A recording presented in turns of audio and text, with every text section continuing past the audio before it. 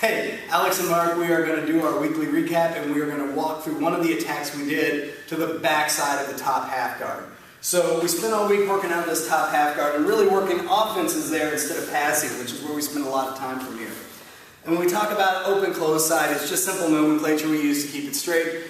For me, in my notes, the open side is always the side you can attack from. The closed side or the back side is always this back side that's harder to attack. So many times we spend time focusing on coming this way, whether it's with a knee slice or the DARS, that people expect us to attack this way. So this week we spent most of our time attacking the other side, whether we worked Kimuras, pass options, but we spent a lot of time working off this back side.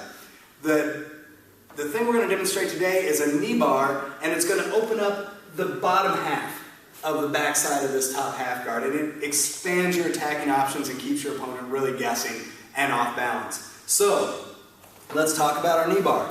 Now we can push this guy back, we can do knee slides across to set the knee bar, but it's all very telegraphed and people are used to seeing it. So one of the sets we're going to use is a back step into this knee bar. So as I'm pushing him back, sometimes we can't help it, this guy just gets the underhook. And at this point, it's nice to have something not just to open the offense up, but to also counter this underhook because I know how dangerous this underhook can be. So from here, he's got this underhook. I'm going to drive weight into him to make sure he's not getting out, taking back. This hand is going to circle and I'm going to start coming towards his head.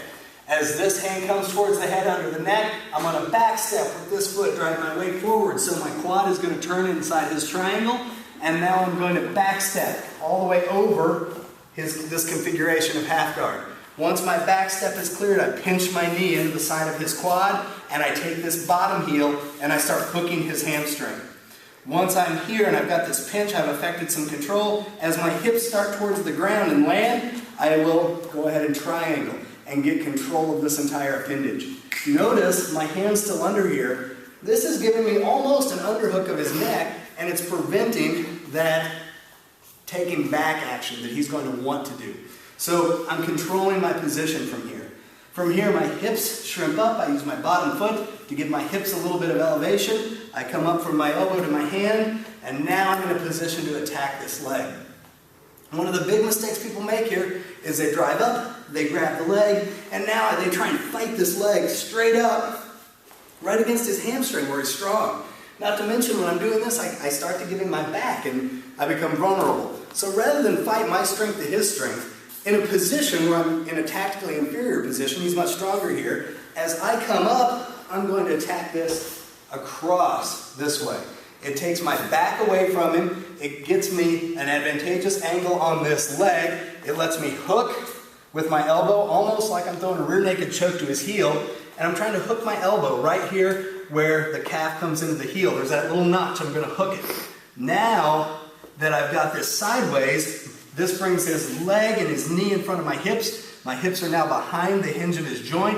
Now I can lean back, I can augment my grip, and from here I'm extending those hips and I'm getting the knee bar.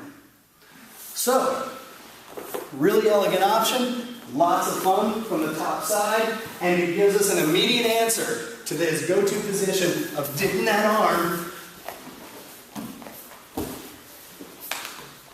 into his underhook. So, this week was all about the half guard. This is what we close the week out with. Really fun, really fluid option, and really effective option once I've lost some of my go-to moves. And when you start threatening from some of these odd angles and you start threatening from these positions that he feels he has advantage, you can really open your game up. So, Alex and Mark, check out the rest of our videos, subscribe to our channel, new content coming online all the time, and we'll see you next week.